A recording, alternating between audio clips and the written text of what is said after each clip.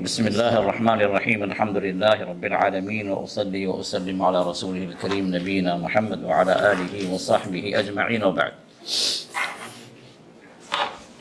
سورہ آل عمران کی تیسری ندا کے بعد آج ہمارے پاس چوتھی ندا ہے، جو قرآن کی ترتیب کے اعتبار سے 15ویں ندا۔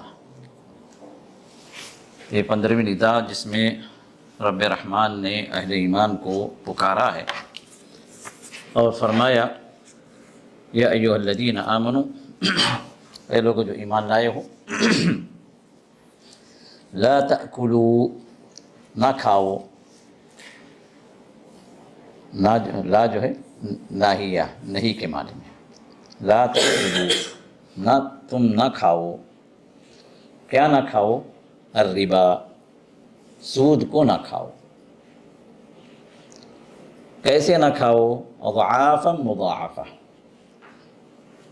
دگنا کر کے، بڑا چڑھا کر سود کو لے کر نہ کھاؤ۔ واتقوا اللہ، اور اللہ سے ڈرو، اللہ کے عذاب سے بچو، لعلکم تفلحون، تاکہ تم کامیاب ہو جاؤ، فلاح پا جاؤ۔ واتقوا النار، اور اس آگ سے ڈرو، اس آگ کے عذاب سے ڈرو، التی، جو اعدت، تیار کی گئی ہے وہ آگ، کس کے لیے؟ للکافرین، کافروں کے لیے، انکار کرنے والوں کے لیے۔ وَأَطِیعُوا اللَّهَ، اور اللہ کی اطاعت کرو، اور رسول علیہ السلام، نبی علیہ السلام کی فرما برداری کرو۔ کیوں؟ لعلکم ترحمون، تاکہ تم پر رحم کیا جائے۔ اور اس کے بعد کی آیات بھی چونکہ اسی سے متعلق ہیں، اس وجہ سے تھوڑا سا ہم ان پر بھی غور کر لیں گے۔ پھر اللہ نے آگے فرمایا وَسَارِعُوا، اور آگے بڑھو بڑی تیزی سے۔ اسراع کہتے ہیں تیز چلنا، بلکہ دوڑ کی شکل آ جاتی ہے اس میں، اسراع میں۔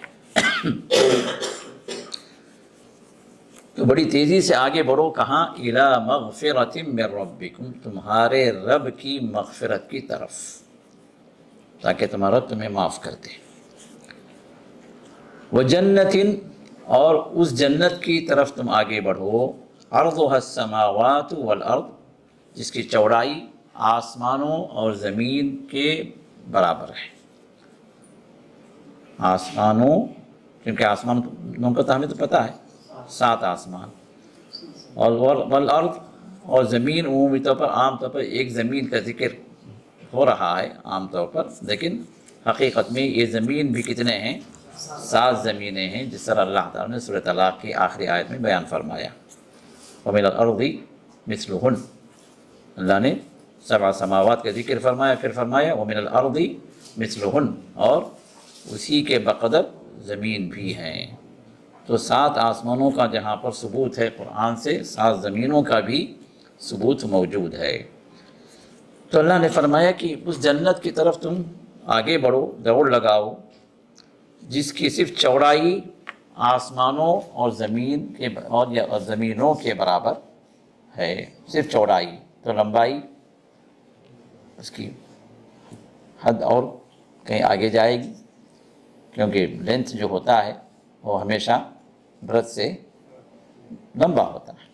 تو اللہ تعالیٰ نے صرف چوڑائی کا ذکر کیا، تو اسی سے بندہ اندازہ لگا سکتا ہے کہ جب چوڑائی اتنی ہوگی اس جنت کی، تو پھر لمبائی اس سے کہیں زیادہ ہوگی، اس کو بیان کرنے کی ضرورت ہی نہیں۔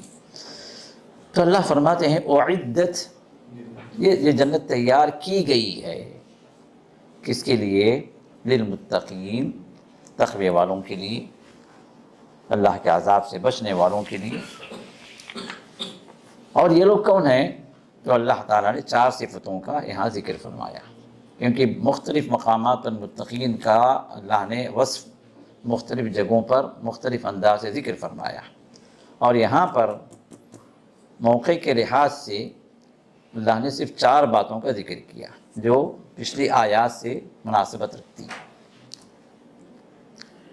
اور وہ متقین کون ہیں؟ فرمایا الذین، پہلا وصف کیا ہے؟ الذین ينفقون فی السراء والضراء، جو خرچ کرتے ہیں اللہ کے راہ میں، انفاق، جو انفاق فی سبیل اللہ جس کو کہا گیا ہے، اللہ کے راستے میں خرچ کرتے ہیں، اللہ کے رضا کے لیے خرچ کرتے ہیں، فی السراء جب خوشحالی ہوتی ہے تب بھی، والضراء اب جب تنگدستی ہوتی ہے تب بھی، دونوں ہی حالت میں ان کا خرچ جاری رہتا ہے۔ اور دوسری صفت والکاظمین الغیظ، اور اپنے غصے کو وہ پی جانے والے، اپنے غصے کو دبانے والے ہوتے ہیں، کنٹرول کرنے والے ہوتے ہیں۔ اور نمبر 3 والعافین عن الناس، اور لوگوں سے درگزر کرنے والے، لوگوں کو معاف کرنے والے ہوتے ہیں۔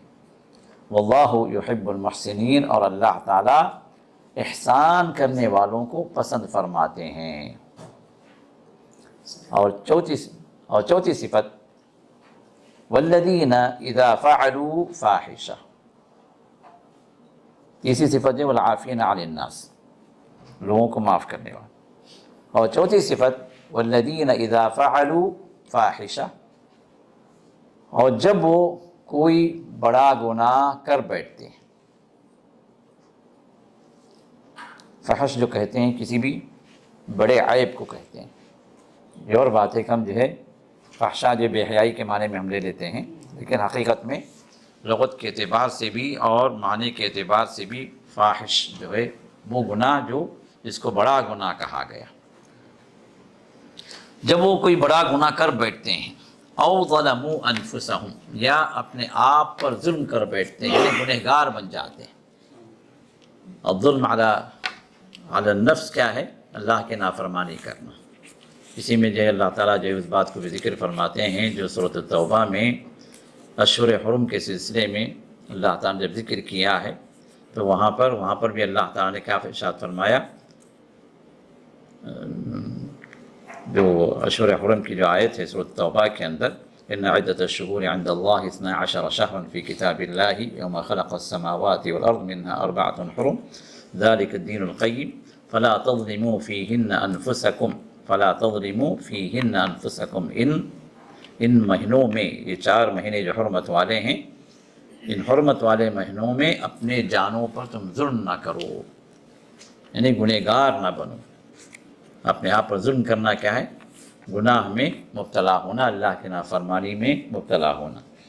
تو جب یہ کوئی بڑا گناہ کر بیٹھتے ہیں یا اپنے جانوں پر ظلم کر بیٹھتے ہیں یا ظالم بنتے ہیں تو کیا ہوتا ہے؟ ذکر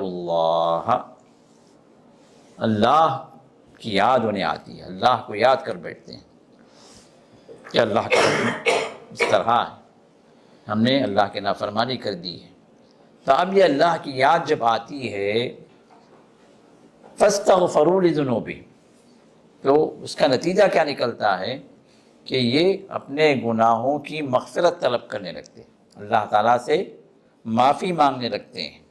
اور پھر اللہ فرماتے ہیں وَمَن يَغْفِرُ الذُّنُوبَ، اور کون ہے گناہوں کو معاف کرنے والا؟ اِلَّا اللَّهُ، سوائے اللہ کی۔ کیا کوئی ہے جو اللہ کے سوا گناہوں کو معاف کر سکے؟ پھر اللہ فرماتے ہیں وَلَمْ يُصِرُّوا عَلَى مَا فَعَلُوا، اور جو کچھ انہوں نے کیا، جو گناہ ان سے سرزد ہوا، وہ اس پر باقی نہیں رہتے، اس پر جمے نہیں رہتے۔ توبے کا کہ اصلی شرط ہی کیا ہے کہ آپ گناہ سے نکلیں، ہٹ جائیں، اس گناہ میں باقی نہ رہیں۔ تو اللہ نے فرمایا کہ وہ اپنے گناہ پر برقرار نہیں رہتے، وہم یعلمون، جانتے بوجھتے جو اپنے گناہ پر باقی نہیں رہتے۔ غفلت میں، غلطی میں بھی اگر گناہ ہو گیا، جیسے احساس ہوا کہ گناہ ہے، وہاں سے نکل جانے والے یہ لوگ ہوتے ہیں۔ پھر فرمایا اولئک جزاؤہم، تو یہ وہ لوگ ہیں جن کی جزا، جن کا بدلہ مغفرۃ من ربہم، ان کے رب کی جانب سے بدلہ جو دیا جائے گا کیا ہے؟ مغفرت ہے، ان کے گناہوں کی معافی، ان کے گناہوں کی معافی۔ وجنات، تجری و جنات تجری من تحتها الانہار، اور ایسی جنتیں ان کو بدلے میں دی جائیں گی جن کے نیچے نہریں بہہ رہی ہوں گی، خالدین فیہا، جس میں وہ ہمیشہ ہمیشہ رہیں گے، ونعم، اور کیا ہی بہترین ہے، اجر العاملین، عمل کرنے والوں کا بدلہ۔ جب اللہ تعالیٰ نے فرمایا کیا ہی بہترین ہے تو اس سے بہتر کوئی چیز نہیں۔ تو اب یہ جو آیات ہیں، ان آیات، یہ آیات جو 130 سے لے کر 136 تک سورہ آل عمران، ان آیات کے اندر جو مفہوم ہمارے سامنے آیا ہے مختصر سے ترجمے کی روشنی میں، وہ یہ کہ اللہ تعالیٰ نے کس چیز سے منع کیا ہے؟ ربا سے منع کیا، سود سے منع کیا، اور سود سے منع کرنے کا اللہ تعالیٰ نے ایک پرٹیکولر ایک اسٹائل کو اللہ نے یہاں پر ذکر کیا، جو سود خوروں کا اسٹائل ہوتا ہے۔ وہ کیا ہے؟ اضعافا مضاعفہ، سود کو بڑھا چڑھا کر اس کو لینا۔ کیسے؟ میں نے آپ کو سمجھے 1000 ریال میں نے قرض دی ہے، ٹھیک ہے، اب واپسی کی تاریخ آپ نے بتائی کہ بھائی اگلے مہینے کی 1 تاریخ کو میں دے دوں گا۔ اگلے مہینے کی 1 تاریخ آ گئی، اب آپ کو دینے کی حیثیت نہیں ہے۔ اب میں آپ سے کہہ رہا ہوں بھائی یا تو پیسے دو، ٹائم ہو گیا، یا پھر جو وقت تم لے رہے ہو نا، اس وقت کے بدلے میں مجھے پیسوں کا اضافہ کر کے دو۔ اب جتنے مہینے تم تاخیر سے دو گے، ہر مہینے کا 100 ریال ایکسٹرا دینا ہوگا۔ اب یہ کیا ہے؟ ممکن اگر میں 10 مہینے اور تاخیر کر دوں تو میں جو دیا تھا 1000 ریال وہ 2000 بن گئے۔ تو یہ جو یہ وہ سود ہے جو عرب کے درمیان میں عام طور پر مشہور تھا، اور اس سود کو رواج دینے والے کون سی قوم تھی؟ یہود تھی۔ اور آپ کو معلوم ہے کہ یہ سورت جو نازل ہوئی، عمومی طور پر یہود و نصارہ کا کردار اس میں پیش کیا گیا ہے، اور ان کو سامنے رکھ کر ان کے اندر جو قباحتیں، جو خبائث، جو غلط کاریاں اس قوم کے اندر موجود تھیں، اللہ تعالیٰ نے ان کا ذکر کر کے امت مسلمہ کو اس سے بچنے کا حکم دیا۔ تو یہاں پر بھی یہی بات ہے، ان یہودیوں کی جو روش تھی سود خوری کی، اللہ تعالیٰ نے اس کو یہاں پر ذکر کیا، جبکہ ہمیں اور آپ کو معلوم ہے کہ سورۃ البقرہ، اس میں 10ویں ندا جو تھی، اس میں سود کو اللہ تعالیٰ نے بالکلیہ حرام ٹھہرا دیا۔ سود جس شکل میں بھی ہو حرام ہے۔ وَذَرُوا مَا بَقِيَ مِنَ الرِّبَا، اللہ تعالیٰ نے اعلان کر دیا کہ جو بھی سود رہ گیا ہے، جو بھی سود لینے کا جس کے ساتھ معاملہ ہے، چھوڑ دو، کیونکہ سود آج سے حرام ہو گیا۔ نہ سود پر تمہیں پیسے دینا ہے، نہ لینا ہے، اور کسی کے ساتھ سود کے ساتھ ان پیسوں کو وصول کرنے کا باقی رہ گیا ہے تو اس کو بھی چھوڑ دینا ہے۔ اور اللہ تعالیٰ نے وہاں پر کیا فرمایا؟ ان کنتم مؤمنین، اگر تم ایمان والے۔ یہ ایمان کا تقاضا ہے کہ تم سود سے بالکل یا ہٹ جاؤ۔ اب اس آیت میں جو بات اللہ بتاتے ہیں، وہ ایک خاص صورتحال کو اللہ نے یہاں پر ذکر کیا، وہ ہے ربا النسیہ، مدت کے بدلے میں پیسوں کو بڑھا دینا۔ اور یہی سود عام طور پر مروج تھا، جب تک کہ رسول اللہ صلی اللہ علیہ وسلم جو ہے ربا الفضل کا ذکر نہیں کیا۔ ربا الفضل لوگوں کو نہیں پتا تھا۔ سود 2 طرح کا ہے نا، اس سے پہلے بات آ چکی ہے۔ سود 2 طرح کا، ایک ہے ربا النسیہ، جس کا اللہ تعالیٰ نے یہاں پر اضعاف مضاعفہ کہا، بڑھا چڑھا کر، جیسے جیسے مدت گزرتی جائے پیسے بڑھتے جائیں۔ یہی سود جو ہے معروف تھا، تو اسی وجہ سے اللہ تعالیٰ نے اس سود کو خاص طور پر ذکر کیا۔ یہ مطلب نہیں ہے کہ صرف یہی سود حرام ہے. مطلب کہتے ہیں نا ہاں بھائی اگر آپ مدت کے بدلے میں بڑھا کر جگ لے رہے ہیں تو پھر جو ہے وہ چیز حرام ہے کیونکہ اللہ تعالیٰ نے منع کر دیا.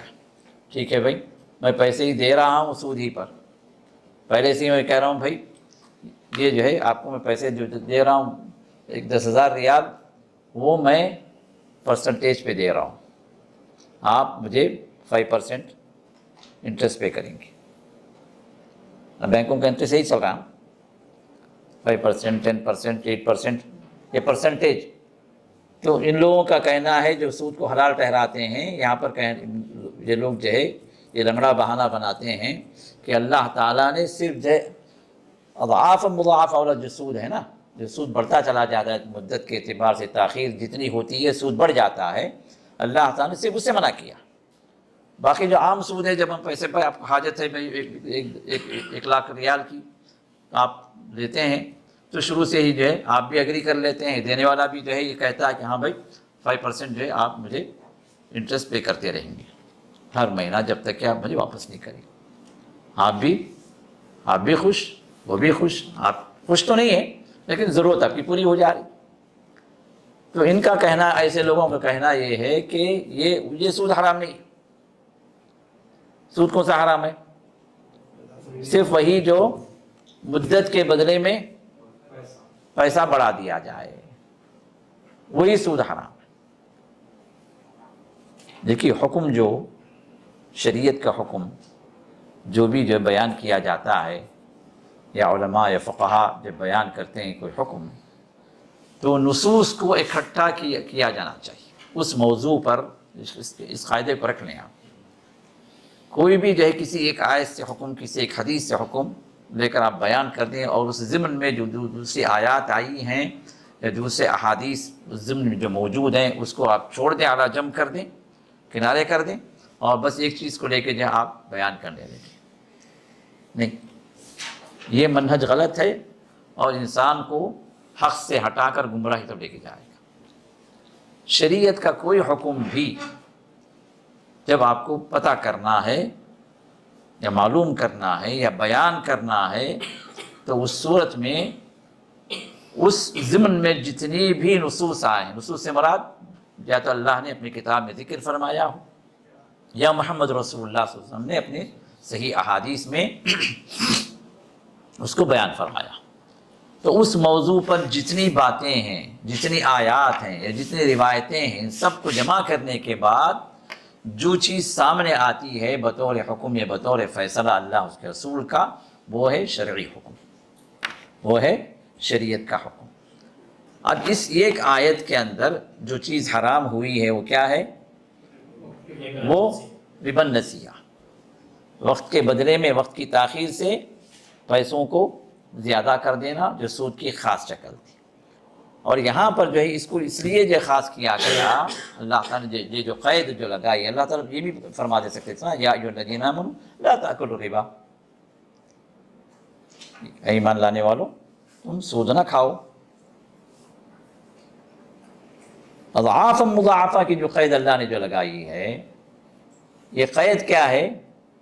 یہ شرط نہیں ہے، یہ علی سبیل بیان الواقع جس کو کہتے ہیں نا، جو جس طرح معاشرہ چل رہا ہے، جس طرح رواج پا گیا، جس طرح لوگ کرتے چلے جا رہے ہیں، ان کو بیان کرنا مقصود ہے کہ معاشرے کے اندر یہ چیز موجود ہے، اس سے بچو.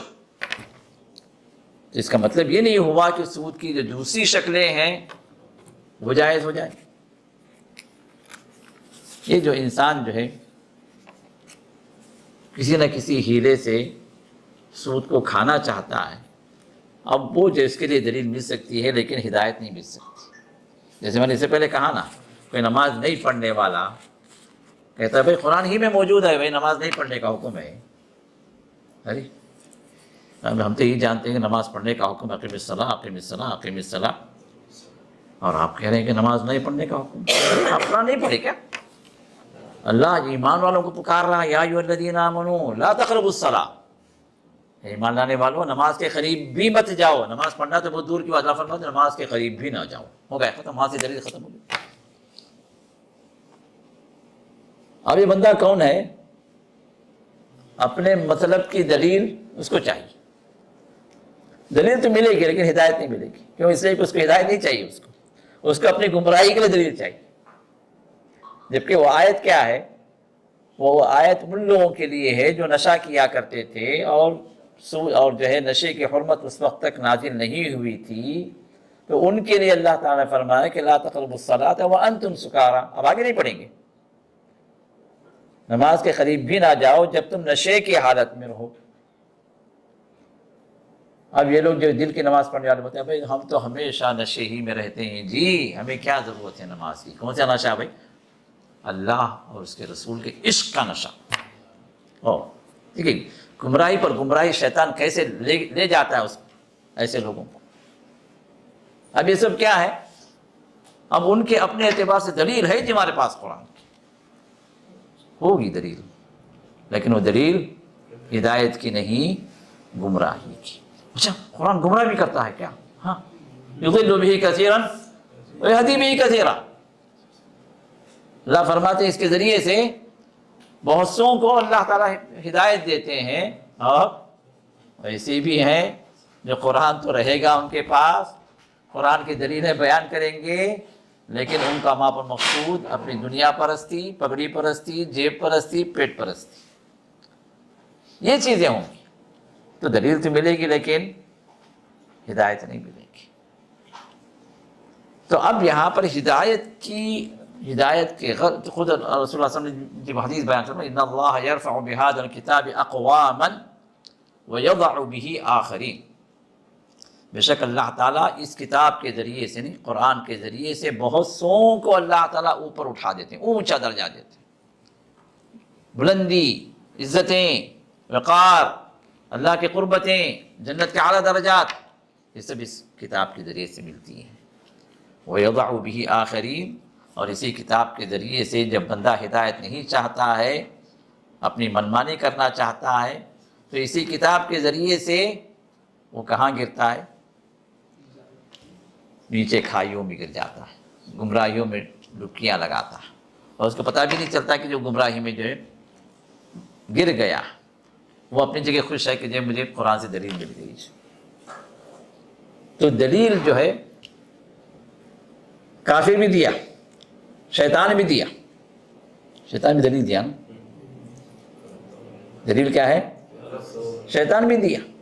اللہ تعالیٰ جب حکم دیا اس کو کہ سجدہ کرو تو خاموش نہیں بیٹھا، کہا کہ اللہ ہاں خلقتنی من نار وخلقتہ من طین، ایک تو نے مجھے پہلے پیدا کی، یہ بعد میں یہ آج کا پٹا، ہاں میں تجھے ہزاروں سال پرانا ہوں، اور اس کو میں سجدہ کروں، یہ کیسے ممکن؟ دوسرا، مجھے جو ہے تو نے آگ سے بنایا اور یہ مٹی سے، اور آگ بے شک برتر ہے کیونکہ آگ جو ہے مٹی کو پکا دیتی ہے، سخت کر دیتی ہے، مٹی متاثر ہو جاتی ہے آگ سے، اور آگ بلندی چاہتی ہے، مٹی پستی چاہتی ہے۔ یہ سب لاجیکل پوائنٹ جو بطور دلیل پیش کیا اس نے۔ تو دلیل ہوتی ہے لیکن برہان نہیں ہوتی۔ برہان جو ہوتا ہے نا وہاں پر حق ہوتا ہے، دلیل کے ساتھ حق۔ اس لیے اللہ تعالیٰ نے جب قرآن کو جو اللہ نے بطور معجزہ پیش کیا تو اللہ تعالیٰ نے کیا فرمایا؟ قُلْ هَاتُوا بُرْهَانَكُمْ إِن كُنتُمْ صَادِقِينَ، اگر تم سچے ہو اور یہ محمد صلی اللہ علیہ وسلم جھوٹے ہیں، اگر تم اس بات میں سچے ہو کہ یہ اللہ کا کلام نہیں ہے، یہ اللہ کی کتاب نہیں ہے، اگر اس دعوے میں تم سچے ہو تو پھر لاؤ کوئی برہان۔ اللہ نے فرمایا دلیل لاؤ، برہان لاؤ۔ برہان کیا ہے؟ وہ دلیل جو حق پر مبنی ہو، جو سچائی کے ساتھ۔ تو شیطان بھی دلیل دیا اور گمراہ لوگ بھی دلیل دیتے ہیں۔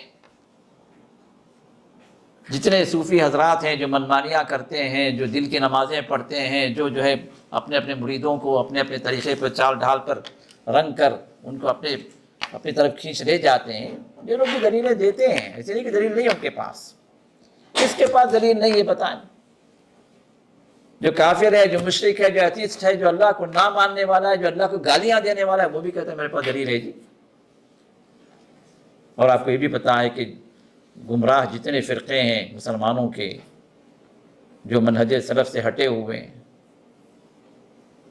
کیا ان کے پاس دلیل نہیں ہے؟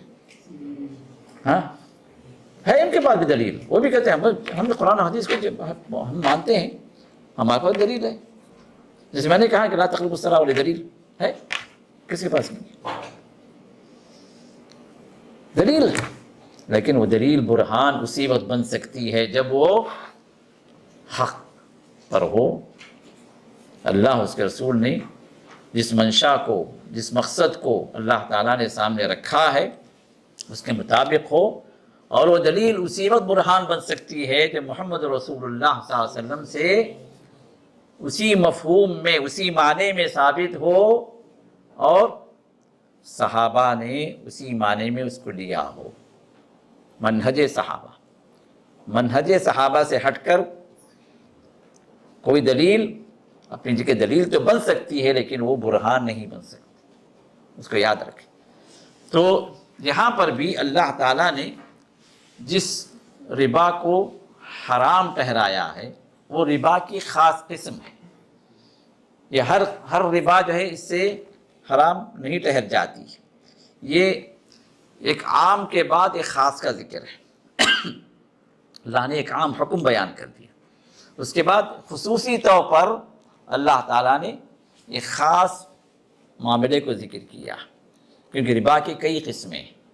رسول اللہ صلی اللہ علیہ وسلم اللہ کے رسول ارشاد فرماتے ہیں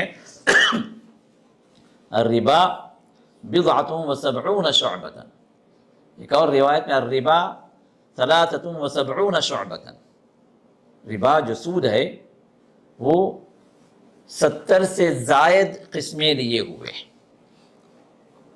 خالی سود جو بول دیتے ہیں انٹرسٹ نہیں، انٹرسٹ کئی قسم کا ہے۔ آپ نے فرمایا کہ 70 سے زائد، اور ایک دوسری روایت مسند حاکم کی روایت میں فرمایا کہ ثلاثۃ وسبعون شعبۃ، 73 kinds of interest۔ اور پھر آپ آگے فرماتے ہیں ان میں سے سب سے کم تر درجے کا جو سود ہے وہ ایسے ہی ہے جیسے کوئی آدمی اپنی ماں سے زنا کرے، یہ کم تر درجے کا سود، جس کو کم تر درجے کا مطلب یہ ہے کہ انسان شاید اس کو سود نہیں سمجھے، انسانوں کے درمیان میں وہ سود کا مفہوم ہی نہ رکھے، لیکن وہ سود کے اندر داخل ہے۔ اور اسی وجہ سے رسول اللہ نے ارشاد فرمایا کہ سود اتنا عام ہو جائے گا قیامت سے پہلے، قیامت کی چھوٹی چھوٹی جو علامتیں ہیں ان علامتوں میں سے ایک علامت کیا ہے؟ سود اتنا عام ہو جائے گا کہ لوگ بچنا بھی چاہیں گے تو کم سے کم اس سود کا غبار تو اس کو لگے گا۔ اور حضرت ابو ہریرہ فرماتے ہیں، اسی حدیث میں حضرت ابو ہریرہ فرماتے ہیں رضی اللہ عنہ فرماتے ہیں کہ آج وہ دور ہے، اللہ اکبر، صحابہ کے دور میں ابھی صحابہ زندہ ہیں، ابو ہریرہ فرماتے ہیں رضی اللہ عنہ وارضاہ کہ آج وہ دور ہے کہ کم سے کم جو ہے ہم بچنا بھی چاہ رہے ہیں تو ہمیں غبار مل رہا ہے، سود کا غبار ہمیں لگ رہا ہے، وہ مٹی، وہ ڈسٹ سود کی ہم سے چھو کر نکل رہی ہے۔ یہ وہ دور تھا، اور آج کیا ہو؟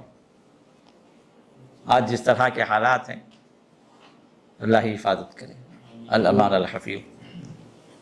آپ کے جیب کے اندر جو کریڈٹ کارڈ آ گیا سود، یہاں تک کہ آپ کے جیب اگر آپ نے بینک میں جو پیسے رکھ دیے، ہاں آ گیا سود۔ یہ اور بات ہے کہ اس میں کیٹیگریز ہیں، بہتر کون سا ہے جس میں سود میں کم سے کم ملوث ہو جاؤں۔ سیونگ اکاؤنٹ تو ہے اپنی جگہ، لیکن اس کے اندر باقاعدہ انٹرسٹ شامل ہوتا ہے ہر 3 مہینے پہ۔ کرنٹ اکاؤنٹ کھولیں، لیکن اس کے اندر بھی کچھ ہیرے بہانے ایسے بن جاتے ہیں کہ وہاں پر بھی آپ کسی نہ کسی طرح سود میں ملوث ہوتے ہیں۔ تو یہ دور ایسا دور ہے کہ سود سے انسان بچنا بھی چاہے تو بہت ہی مشکل ہے، سوائے وہ بندہ جس کو اللہ تعالیٰ بچانا چاہے۔ اور رسول اللہ صلی اللہ علیہ وسلم کی وہ حدیث میں پھر سے ذکر کروں گا، آپ کی دعا جو آپ نے پھر جو اپنی امت کو فرمایا کہ پڑھتے رہو، مانگتے رہو، اللہم انی اعوذ بک من الفتن ما ظہر منها وما بطن، اے اللہ تو مجھے فتنوں سے بچا لے۔ فتنوں سے مراد ایک تو آزمائشیں، دوسرے فتنوں سے مراد مصیبتیں، فتنوں سے مراد اس کے دین پر جو ہے آفت جو آنے والی، اس کے دین کو جو کمی کرنے والی جو چیزیں ہیں، اجر کو کمی کرنے والی جو چیزیں ہیں، اللہ کی اطاعت سے نکال کر اللہ کی معصیت میں لے جانے والی جو چیزیں ہیں، یہ سب فتنوں میں داخل ہے۔ ما ظہر منہا وما بطن، جو دکھنے میں آتے ہیں، جو ظاہر ہیں، جس کو میں سمجھ سکوں کہ بھائی یہ فتنہ، اور وما بطن جو چھپے ہوئے، جس کو مجھے پتہ ہی نہیں کہ اس کے اندر فتنہ ہے، مجھے معلوم ہی نہیں کہ بھائی یہ بھی فتنہ ہے، میں تو اس کو اچھی چیز سمجھ رہا ہوں، میں تو خیر سمجھ رہا ہوں۔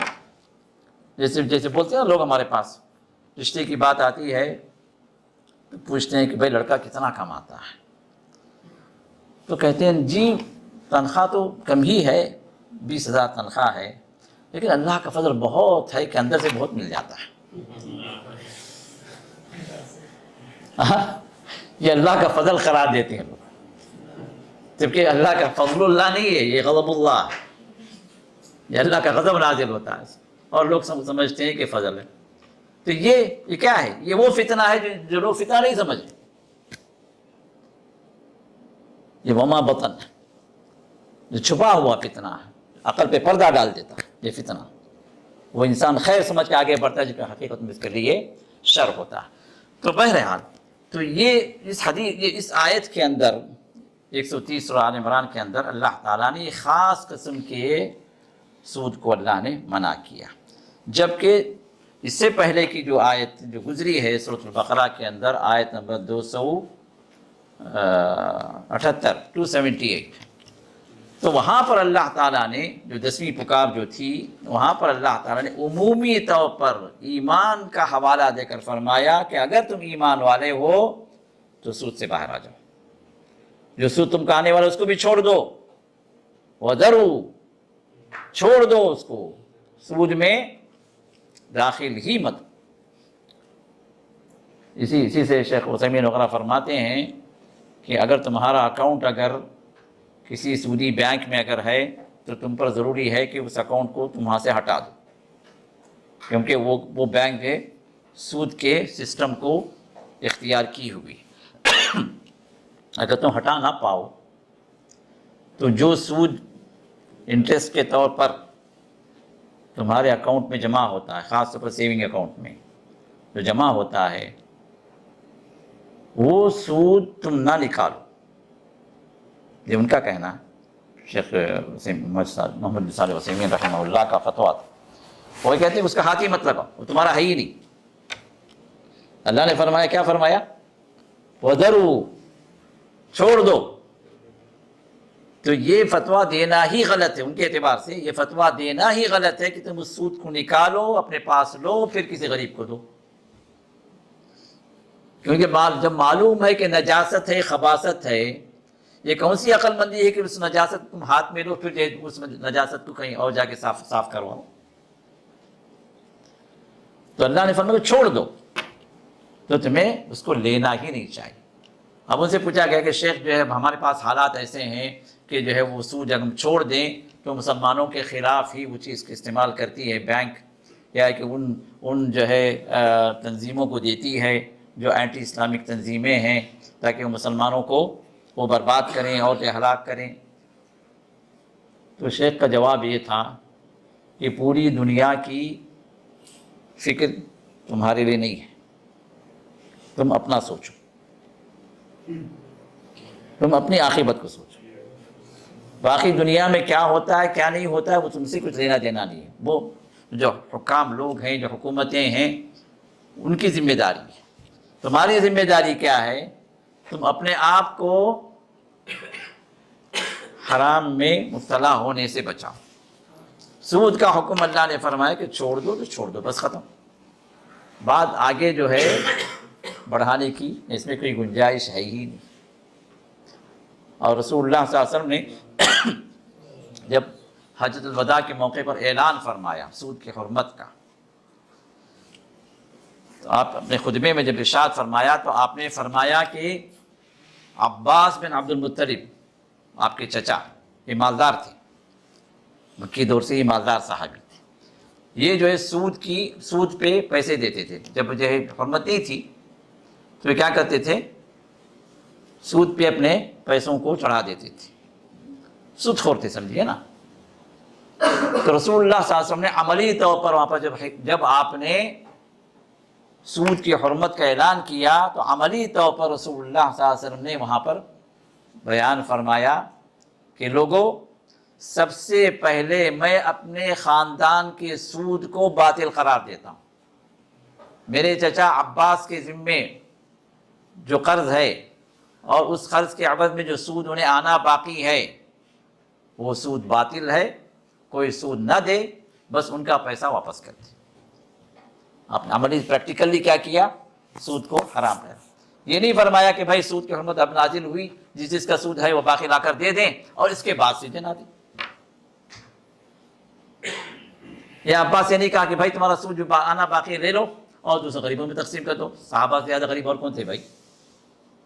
ہاں، آج کے غریب غربا جو ہے اس سے کہیں زیادہ غریب جو ہے صحابہ تھے، پیٹ پر پتھر باندھ کے جو ہے اپنی زندگی گزارتے تھے، جہاد میں 2 پتھر جو ہے باندھ کر جہاد کرتے تھے۔ ایسے بھی جو ہے واقعات آتے ہیں صحابہ کے لشکروں کے اور جہادی قافلوں کے کہ ایک دن کے لیے ایک کھجور بانٹا جاتا تھا، پورا دن۔ تو ان کے شاگرد نے پوچھا، اس صحابی کے شاگرد نے کہا کہ اے اللہ کے رسول کے صحابی، وہ پورا دن یہ کھجور آپ کیسے گزارتے تھے؟ تو فرمایا کہ وہ کھجور جو ہے ہم وقتاً فوقتاً جب بھی بھوک لگتی چوستے تھے۔ صحابہ کے پاس ایک مشکل سے کئی لوگ ایسے تھے جن کے پاس ایک ہی کپڑا تھا اپنے تن کو چھپانے کے لیے۔ کفن کا مسئلہ آتا تو ایک چادر ہوتی تھی، وہ چادر اتنی چھوٹی ہوتی تھی، سر چھپائیں تو پیر کھل جاتے، پیر چھپائیں سر کھل جاتے۔ حضرت حمزہ کی چادر، حضرت حمزہ کا کفن ایسے ہی تھا، مصعب بن عمر کے کفن ایسے ہی تھا۔ ان سے زیادہ غریب کون تھے؟ ہم میں کا جتنا بھی غریب آدمی ہے وہ اس صحابی سے زیادہ امیر ہے، ان صحابہ سے زیادہ پیسے والا۔ اسی وجہ سے ایک صحابی کے پاس، غالب عبداللہ بن عمر کے پاس ایک آدمی آتا ہے اور اپنی غربت کا ذکر کرتا ہے۔ آپ نے پوچھا کہ تمہارے پاس رہنے کو ٹھکانہ ہے، سر چھپانے جگہ ہے؟ کہا کہ تو کھانے کے لیے تمہارے پاس کچھ ہے؟ کہا کہ ہے۔ تو کہا کہ پھر تو تم امیر ہو، سر چھپانے جگہ ہے، پیٹ بھرنے کھانا ہے، فرمایا کہ تم امیر ہو۔ اس نے کہا کہ حضرت میرے پاس 2 غلام بھی ہیں۔ کہا کہ پھر تو تم بادشاہ ہو۔ تو یہ صحابہ کی حالت تھی، تو ان سے زیادہ کون محتاج تھا؟ تو رسول اللہ صلی اللہ علیہ وسلم بھی سود کو جو ہے آپ فرما سکتے تھے کہ سود کو لے لیا جائے اور غریبوں میں تقسیم کر دیا جائے، لیکن آپ نے کیا فرمایا؟ نہیں، حضرت عباس کو آنے والا جتنا سود ہے وہ باطل ہے۔ آج سے سود کا کوئی معاملہ نہیں ہوگا اسلام کے اندر مسلمانوں کے ساتھ، اور یہی اصل بھی ہے۔ باقی دنیا کی فکر آپ چھوڑیں، آپ نہ کریں۔ اب اس میں ایک مسئلہ اور کیا آ جاتا ہے، جب یہ انٹرسٹ جو ہے زیادہ آ جائے، پیسے زیادہ مل جائیں، ہزاروں لاکھوں میں ہو جائیں آپ کے اماؤنٹ پر انٹرسٹ، تو پھر نیتیں بدلنے میں دیر نہیں لگتی، پھر وہاں ہیلے بہانے جو شروع ہوتے، کسی نہ کسی طرح یہ پیسہ ہمارے پاس ہی رہ جائے۔ کوئی آ کے پوچھتا ہے کہ شیخ صاحب یہ جو کرنٹ بل بہت زیادہ آ رہی ہے تو کیا وہ انٹرسٹ کا پیسہ میں کرنٹ بل کو دے دوں؟ گورنمنٹ تو دے رہا نا۔ ہاں، کوئی پوچھتا ہے کہ شیخ یہ یہاں کی جو گورنمنٹ جو ہے ٹیکسز بہت لگاتی ہے، کیا میں ان کو بھرنے میں یا کہ ڈپینڈنٹ فیس وغیرہ بھرنے کے لیے میں انٹرسٹ کو استعمال کر لوں؟ اب بندہ یہ نہیں سوچتا کہ بھئی یہ جو پیسہ جو ہے یہ بینیفیشری کون ہے، کس کو جا رہا پیسہ ہے؟ وہ پیسہ انٹرسٹ کا اسی کو تو واپس آ رہا نا، فائدہ اسی کو تو ہو رہا.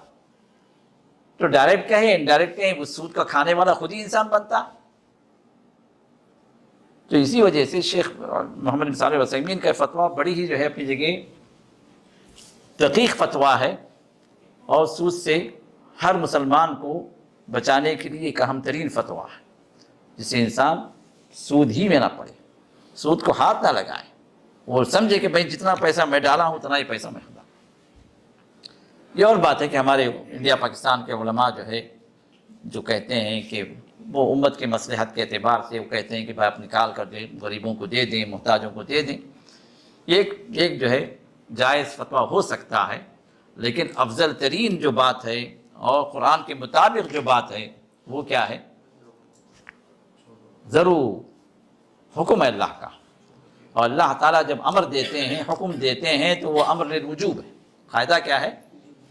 اللہ تعالیٰ جب کسی کام کا حکم دیتے ہیں اس کو کام کرنا مسلمان پر فرض بن جاتا ہے، واجب ہے، سوائے یہ کہ اس وجوب سے ہٹانے والی کوئی دلیل آ جائے، کوئی اور حدیث آ جائے، کوئی ایک اور نص آ جائے کہ جس سے یہ بات واضح ہو جاتی ہے کہ وہ امر وجوب کے لیے نہیں ہے، وہ مستحب تھا. تو یہاں پر جو امر ہے یہ حقیقت میں یہ وجوب کے لیے ہے، سود کو چھوڑ دینا، سودی کاروبار نہ کرنا، یا کہ سود پر پیسے نہ دینا، یا سود پر پیسے نہ لینا، یہ سب چیزیں اس کے اندر داخل ہیں. اور کسی کا سود چڑھا ہوا ہے تو وہ سود نہ دے اور سود نہ لے. تو یہ جو ہے عمومی طور پر مسلمانوں کو اللہ تعالیٰ نے پہلے ہی حکم دے دیا. سورۃ البقرہ آیت نمبر 278 سے 281 تک اللہ تعالیٰ نے اس بات کو ذکر کر دیا اس سے پہلے. تو اب یہاں پر اس آیت کے اندر ایک خاص صورتحال کو اللہ نے ذکر فرمایا، جو عام طور پر جس کا رواج تھا، جس کا تعامل تھا، لوگ جس طرح لین دین کیا کرتے تھے، وہ کیا ہے؟ ربا النسیئہ، مدت کے بدلے میں پیسوں کو بڑھا دینا. اور رسول اللہ صلی اللہ علیہ وسلم نے شریعت اسلامیہ میں ایک اور سود کو متعارف کروایا. ایک سود تو پہلے سے متعارف تھا سوسائٹی کے اندر، وہ کیا؟ مدت کے بدلے میں پیسوں کو بڑھا دینا. اور اسی کا یہاں پر ذکر ہے اس آیت کے.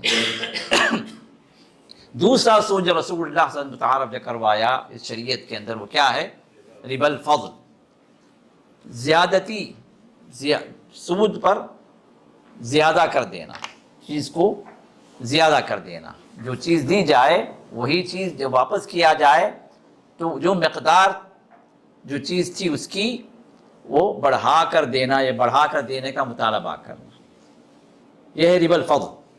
اور وہ سود رسول اللہ صلی اللہ علیہ وسلم نے 6 چیزوں کے اندر محصور کر دیا.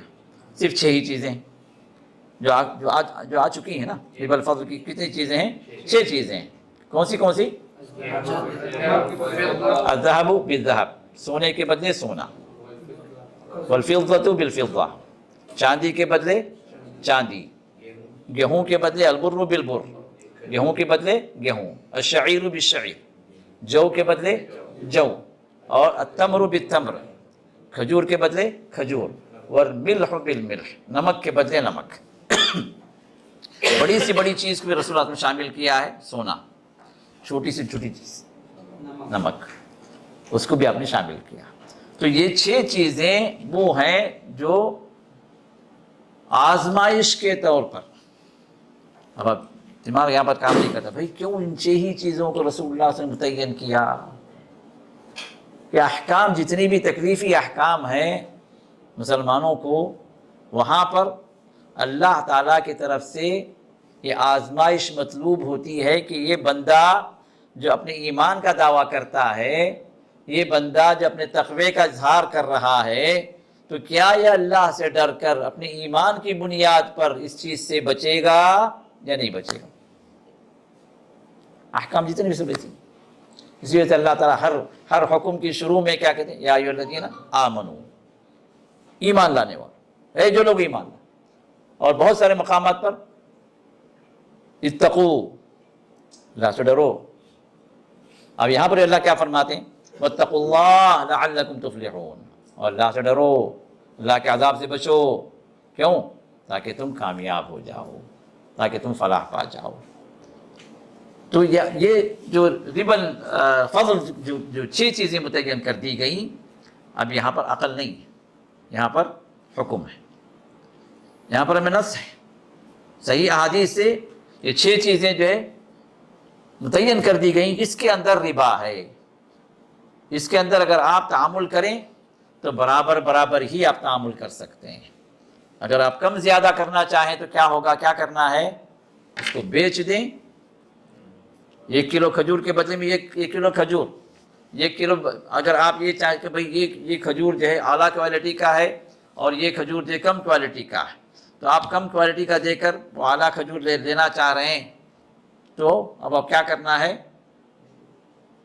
یہ نہیں ہونا ہے کہ 2 کلو دے کر وہ 1 کلو لیں، بلکہ یہ ہونا ہے کہ آپ اس کو بیچ دیں، پھر اس کے پیسے میں آپ اس کو خریدیں۔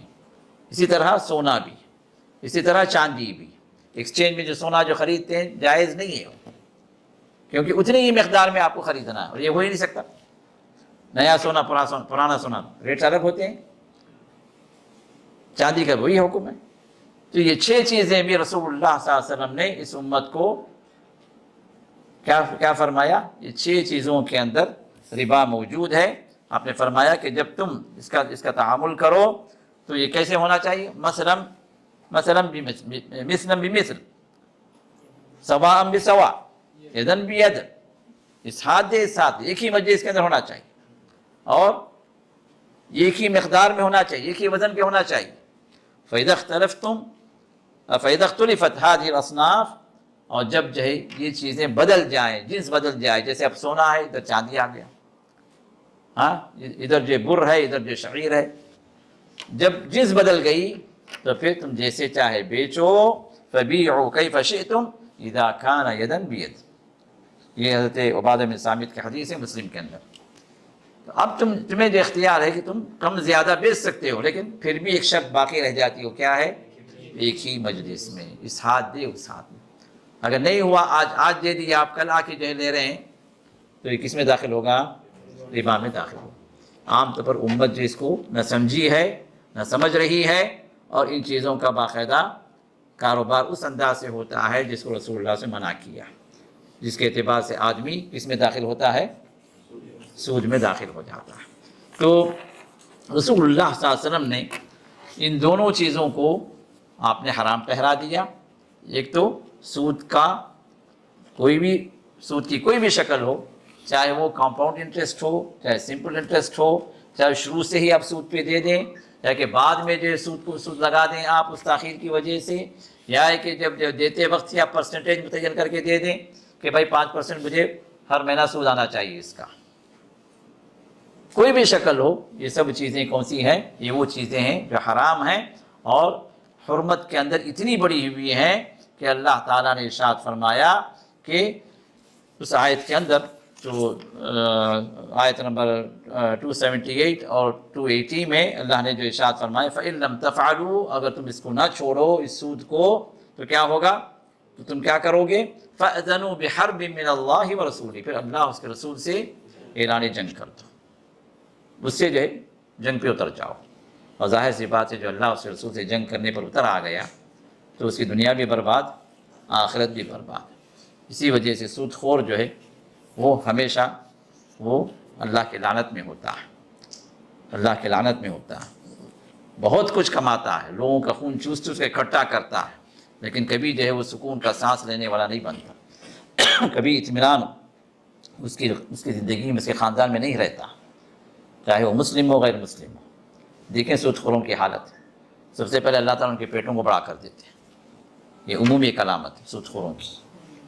ہاں، اور رسول اللہ صلی اللہ علیہ وسلم کو جب وہاں کے مناظر بتائے گئے معراج کے رات میں، اور اسی طرح دوسرا واقعہ بھی ایک ہے جس میں رسول اللہ صلی اللہ علیہ وسلم کو تمثیلی انداز سے اس امت کے گنہگاروں کا عذاب کس طرح ہوگا، اس کا ایک ڈیمو پیش کیا گیا رسول اللہ صلی اللہ علیہ وسلم کو۔ سمجھنے کے لفظ اچھا ہے، یہ ڈیمو جو ہے ایک اچھی چیز ہے کہ ہم سمجھ سکیں کہ اس امت کے جو بڑے بڑے گنہگار ہیں ان کو عذاب کیسے دیا جائے گا۔ تو اس میں سے ایک عذاب اس سود خور کا بھی رسول اللہ صلی اللہ علیہ وسلم نے دیکھا. اور وہ کیا تھا؟ یہ بخاری کی حدیث ہے. اس میں کیا تھا؟ نہیں، اس میں یہ تھا کہ وہ ایک آدمی وہ ہے جو خون کی نہر میں تیر رہا. خون کے نہر، کیونکہ بندوں کا خون چوس چوس کے جمع کیا نا اس نے، تو خون کے نہر میں. اور پھر جب وہ اترنے کے لیے، وہ باہر آنے کے لیے جب کنارے پر پہنچتا ہے تو وہاں پر ایک دوسرا آدمی ہے جو اس کو پتھر مارتا ہے. اور جب پتھر پھینکتا ہے تو وہ اپنا منہ کھولتا ہے، تو وہ پتھر اس کے منہ میں گر جاتا ہے. تو پھر اس کے بعد وہ کنارے کی طرف آ نہیں پاتا، تو پھر واپس چلا جاتا ہے. اور یہی تکلیف، یہی عذاب اس کو مسلسل جاری ہے. تو یہ سود خور کے لیے خاص طور پر رسول اللہ صلی اللہ علیہ وسلم نے یہ عذاب دیکھا. تو مختلف قسم کے یہ عذاب اور بھی احادیث میں مذکور ہیں.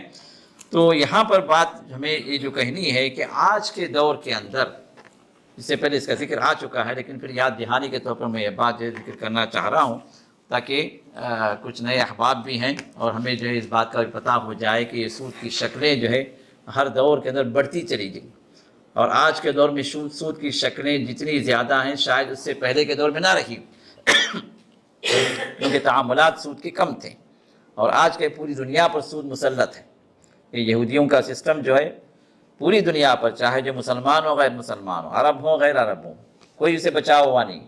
یہ سودی نظام بینکوں کے ذریعے سے اور دوسرے اور جو فرمز کے ذریعے سے پوری دنیا پر مسلط ہے. تو اس کی کچھ شکلیں جو ہیں جو ہمارے درمیان میں موجود ہیں، اس کو میں بس پوائنٹ ٹو پوائنٹ ذکر کر دیتا ہوں. جیسے کہ میں نے اس سے پہلے بتایا کہ عمومی طور پر یہ 15 شکلیں ہیں جو ہمارے درمیان میں موجود ہیں جس سے ہمیں بچنا چاہیے. نمبر 1، لونز، جو بھی جو قرض ہم لیتے ہیں سود کی بنیاد پر. اگر لون اگر آپ جتنا لیے 10,000 لیے 10,000 ہی پے کر رہے ہیں تو اس میں کوئی حرج نہیں. 10,000 سے زیادہ 1 ریال بھی اگر آپ پیش کر رہے ہیں، 1 روپیہ بھی اگر ایکسٹرا پے کر رہے ہیں تو وہ کیا ہے؟ سود میں. یہ اور بات ہے کہ اگر جو ہے چارجز کے اعتبار سے، جیسے آفیشیل چارجز وغیرہ ہیں، آپ کتنا بھی لیں آفیشیل چارجز اتنے ہی رہیں گے. مثال کے طور پر جو آپ 10,000 لے رہے ہیں تو آفیشیل چارجز کے اوپر 200-300 ریال آپ سے لیا جا رہا. یہ ون ٹائم پیمنٹ ہوگا، یا یہ آفس ورک کے لیے یا کہ ان کا جو بھی نظام ہے اس کو سنبھالنے کے لیے یہ دینا جائز ہے. یہ ون ٹائم ہوگا، مہینہ مہینہ یا کہ سال کو سال نہیں ہوگا. اور دوسری بات یہ ہے کہ جو ہے آپ کے اماؤنٹ کے اعتبار سے زیادہ نہیں کیا جائے گا.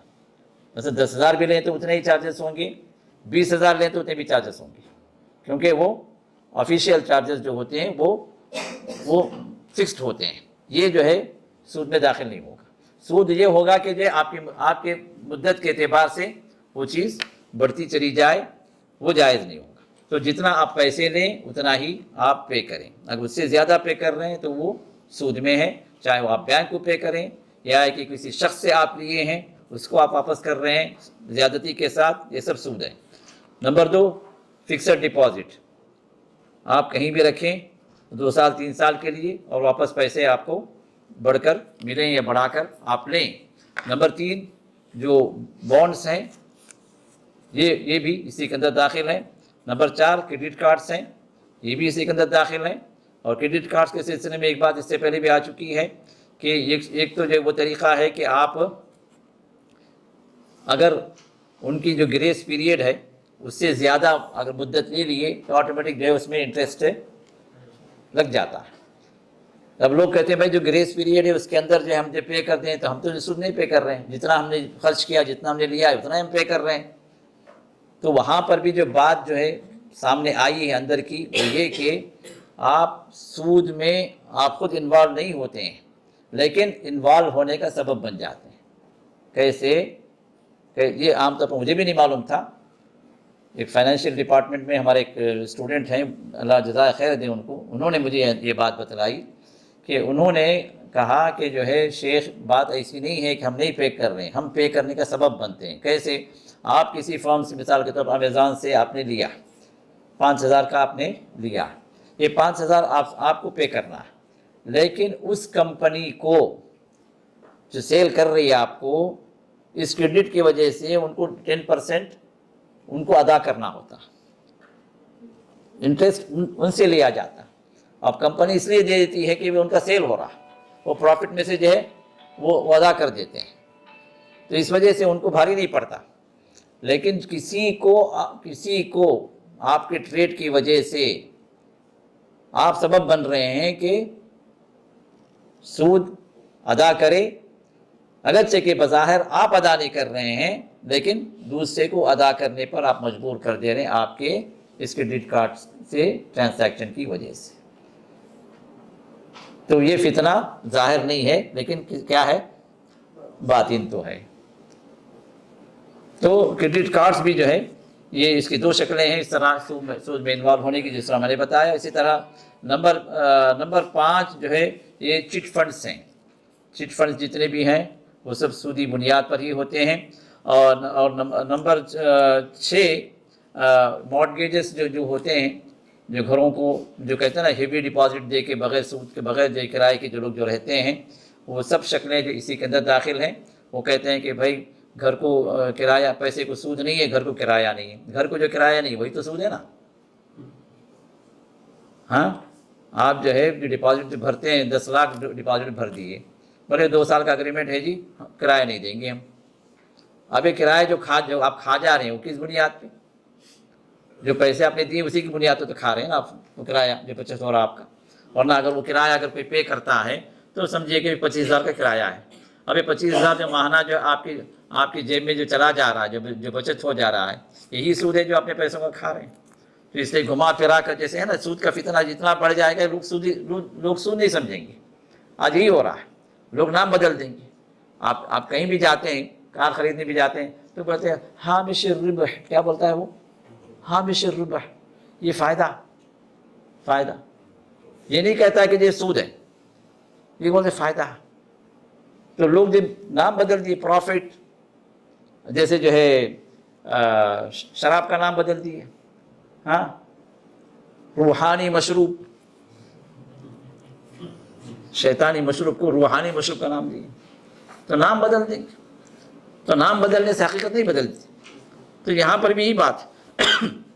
اسی طرح فائنانس والوں سے جو بھی جو ہے ڈیل ہوتی ہے، فائنانس جو ٹریڈنگ ہوتی ہے اس بنیاد پر کہ جو ہے ان کے فائنانس کی وجہ سے ان کو جو ہے ایکسٹرا پے کیا جائے گا. اور نمبر 8 جو ہے یہ بولی لگا کر جو چٹھی اٹھاتے ہیں نا ہمارے لوکل لوگ، 10 آدمی جو ہے مل جاتے ہیں، سمجھے کہ 1000 ریال پے کرنا ہے. ٹھیک ہے، اب 10,000 کی چٹھی ہو گئی، ہر آدمی 1000 ریال پے کرنا ہے. اب وہ ترتیب وار جو ہے اس طرح طے کر لیے کہ ہر آدمی کو 10,000 ملیں گے بغیر کسی نقص کے، بغیر کسی کمی کے. تو اپنی جگہ جائز ہے، کسی کو زیادہ نہیں کسی کو کم نہیں. لیکن بہت سارے لوگ جو کرتے ہیں وہ کیا ہے، 10,000 کی چٹھی ہوتی ہے، اب جو ضرورت مند ہوتا ہے وہ پٹ جاتا ہے. اب مثال کے طور مجھے ضرورت ہے تو میں کہتا ہوں بھائی یہ چٹھی مجھے دے دیں، اس مرتبہ کی چٹھی مجھے دے دیں. تو کہتے ہیں بھائی نہیں وہ بولی لگا کر اٹھائیں. اب وہ بولی لگاتے ہیں کہ کون زیادہ بولی لگاتا ہے، کتنا چھوڑ. وہ 10,000 کی چٹھی جو ہے 8,000 میں اٹھا لیتا ہے، باقی 2,000 کیا کہتے ہیں کہ باقی سود خور جو ہوتے ہیں نا، جو باقی جو 9 آدمی وہ 2,000 بانٹ کے کھاتے ہیں. اس میں فائدہ مند کون ہوتا ہے سب سے زیادہ؟ جو آخر میں اٹھاتا ہے. جو سب سے آخر میں اٹھاتا ہے وہ یہ سب کا سود کھاتا ہے.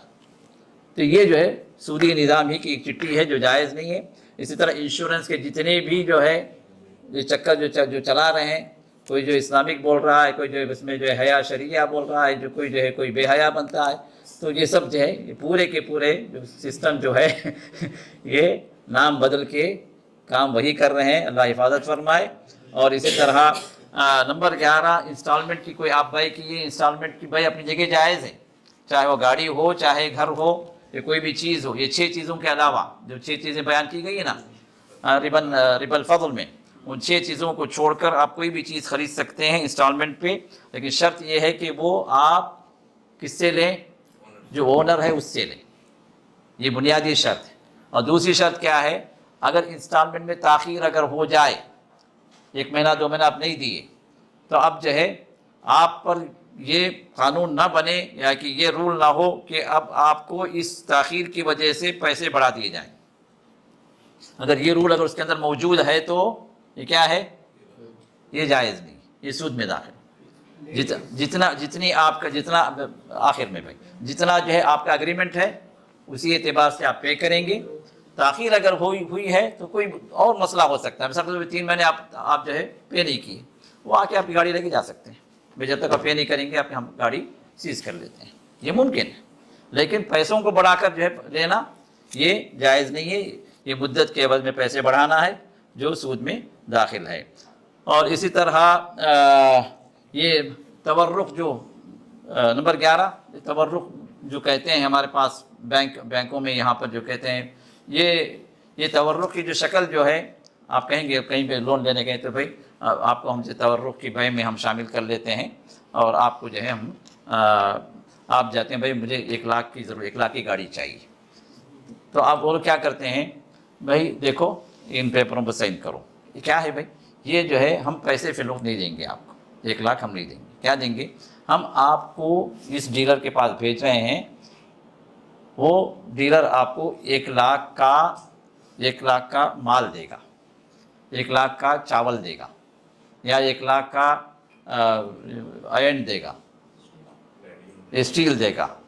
ٹھیک ہے, اب کہاں کہ ہم نے سائن کرو یہاں پر, وہ آپ کو 1 لاکھ کا اسٹیل دے رہا. ٹھیک, پھر اس کے بعد ٹھیک ہے مجھے اسٹیل نہیں چاہیے, مجھے پیسے چاہیے. نہیں ہم آپ کو اسلامی اعتبار سے لے کے جا رہے ہیں.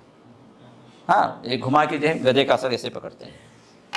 اب وہ کیا ہے کہ اب اس کے بعد آپ کو کہتے ہیں بھائی دوسرے پیپر پہ سائن کرو. یہ کیا ہے بھائی, یہ جو ہے وہ 1 لاکھ کا جو اسٹیل ہے نا وہ آپ ہم کو بیچ رہے ہیں 80 لاکھ میں. سمجھ رہے ہیں آپ کے تورق کا جو چل رہا ہے سسٹم, وہ 80 لاکھ پہ جو ہے آپ اس کو بیچ دیے. اب آپ وہ کیا کر رہا ہے, وہ آپ کو 80 لاکھ دے دے رہا ہے. اب آپ کے ذمے جو بن گیا کتنا, 1 لاکھ دینا ہے آپ کو. ملے کتنے آپ کو, 80. یہ 20,000 جو کھانے کے جو طریقے یہ تورق ہے. بات سمجھ میں آ رہی؟ یہ کیا ہے, یہ ہے تورق سوری. کہتے ہیں کہ ایک پکچر جو ہے ایک پکچرائز کیا گیا اس معاملے. جبکہ علماء اور فقہا جو ہے قدیم زمانے میں تورق کو جائز قرار دیے, لیکن وہ تورق کیا ہوتا تھا, عملی ہوتا تھا.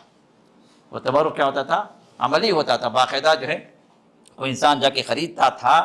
اب 1 لاکھ کا اسٹیل, 1 لاکھ کا جو ہے لوہا جو ہے وہ لیتا تھا, لے کے اپنے قبضے میں کرتا تھا. پھر اس کے بعد کوئی بائر ڈھونڈتا تھا. اب وہ بائر جو کم میں لے زیادہ میں لے, اس کو چاہیے پیسے, وہ دے دیتا تھا. اور جو ہے وہ 1 لاکھ جو اس کے ذمے جو تھے وہ اس کو ادا کرے. یہ تورق عملی ایک بزنس کے لیے ایک جو ہے ایک سہولت والی چیز ہوتی تھی پرانے زمانے میں. اب اس کو کیا کرے یہ لوگ, صرف اپنے سود کا بہانہ بنانے کے لیے یہ لوگ اس کو ایک جو ہے ایک ڈمو کے اعتبار سے اس کو ایک ہی جگہ پر ادھر سائن کرو ادھر سائن کرو, یہ لوگ پیسے لے کے. تو گویا جو ہے یخادعون اللہ وهو خادعهم والا معاملہ, اللہ ہی کو دھوکہ دے رہے ہیں. اللہ خیر کرے, اللہ حفاظت فرمائے ان سب چیزوں سے. تو اس کے بعد یہ 12ویں چیز کیا ہے, پرانے سونے کو دے کر نیا سونا خریدنا.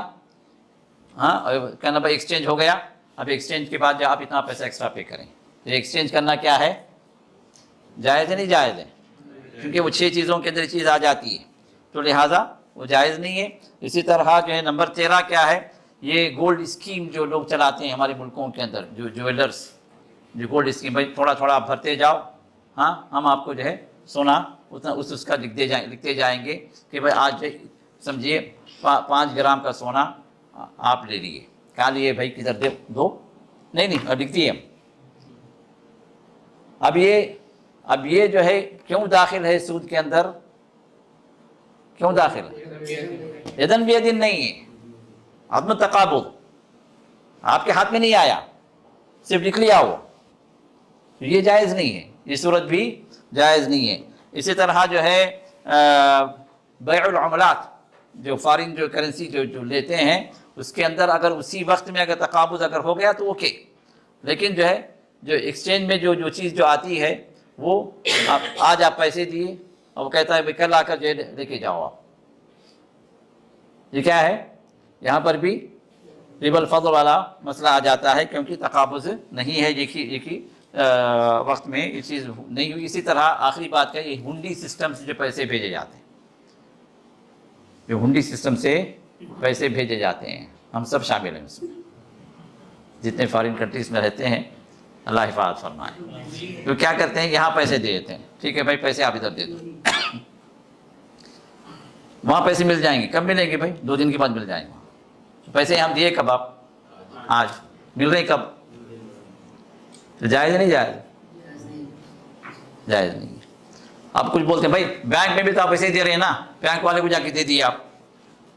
اب وہ بینک والا جو ہے ادھر پہنچ رہا ہے آفٹر 24 آورس, جب ویسٹرن یونین سے کسی اور سے آپ بھیج رہے ہیں, وہ بھی تو بھائی اس شکل ہو گئی نا, نہیں وہ شکل نہیں ہوئی, کیونکہ وہ جو پیسے آپ سے لیا ہے اس پیسے کے بدلے میں آپ کو جو ہے وہ سک دے دیتا ہے, لکھ کے بتاتا بھائی آپ کا اتنا عملہ اتنا پیسہ ہم نے لیا ہے, اس کے بدلے میں آپ کو اتنا پیسہ روپیز میں یا کہ جو بھی ڈالرز میں اتنا جو ہے اس کا بنتا ہے آج کے ریٹ کے حساب سے, یہ آپ کا ہے جو ہمارے ذمے ہے, اور یہ چیز جو ہے وہاں آپ کو ملے گی. تو یہ جو حکومت کی نظر میں یہ معرف ہے, یہ معترف ہے. لیکن آپ شخصی طور پر جو بھیج رہے ہیں, کون گارنٹی ہے اس کا, کئی پیسے کھانے والے کھا کے نکل گئے, آپ انتظار ہی کرتے رہے کہ کل ملے گا پرسوں ملے گا, ہاں وہ ملے گا قیامت میں, ہے نہیں. تو دھوکہ, اس میں ایک دھوکہ بھی ہے اور شریعت کے اصول کو نظر انداز کرنا بھی ہے, اور ملکوں کے جس ملک میں آپ رہتے ہیں اس ملک کے قانون کے خلاف بھی ہے. تو کسی بھی ملک کا قانون ہمیں تسلیم کرنا ہے جس ملک میں ہم رہتے ہیں, جب تک کہ وہ شریعت کے خلاف کوئی قانون نہ ہو. اور جو چیز شریعت کے خلاف نہیں ہے اور جو ہے کوئی حکومت جہاں ہم رہتے ہیں اس کو منع قرار دیتی ہے, اس کو ڈس ایگری کرتی ہے, تو اس چیز کو ہمیں بھی تسلیم کرنا ہے, جب تک کہ کسی حلال کو حرام نہ ٹھہرا دیں یا کسی حرام کو وہ حلال ٹھہرا دیں. جب شریعت کی مخالفت ہوئی تو وہاں پر بات الگ ہو جاتی ہے اور حکم بدل جاتا ہے. تو یہ عمومی طور پر یہ 15 چیزیں ہیں جو ہمارے تعامل میں ہیں, ہمارے اطراف میں ہو رہی ہیں, اور ان میں سے بہت ساری چیزوں کو ہم سود سمجھتے ہی نہیں, تو ان سے ہمیں بچنا چاہیے. اللہ تعالی ہم سبوں کو اس سے بچنے, ان چیزوں سے بچنے کے اللہ توفیق عطا فرمائے. اب آیت کی تشریح جو ہے جو ایک دوسرے سے جو لنک ہے وہ باقی رہ گئی ہے, انشاءاللہ اگلے درس میں انشاءاللہ اس کو ہم پورا کریں گے. اللہ تعالیٰ سے دعا ہے کہ اللہ تعالیٰ ہمیں اس کی اطاعت پر اللہ تعالیٰ باقی رکھے. اللہ تعالیٰ اس کے نیک بندوں میں, تقوی والے بندوں میں اللہ ہم سب کو شامل فرمائے, اور جتنی حرام چیزیں اللہ تعالیٰ ہمیں اور اپنے اہل و عیال کو اللہ تعالیٰ بچنے کے اللہ تعالیٰ توفیق عطا فرمائے. اور اپنے فضل و کرم سے اللہ تعالیٰ جس طرح اس مبارک مجلس میں اللہ نے جمع فرمایا ہے, اللہ تعالیٰ ہم سبوں کو اپنے عزیز و اقارب, اپنے والدین اور اپنے ازواج اور اپنے جتنے جو احباب ہیں ان سب کے ساتھ اللہ اپنی جنتوں میں اعلیٰ درجات میں جمع فرمائے. وآخر دعوانا الحمد للہ رب العالمین.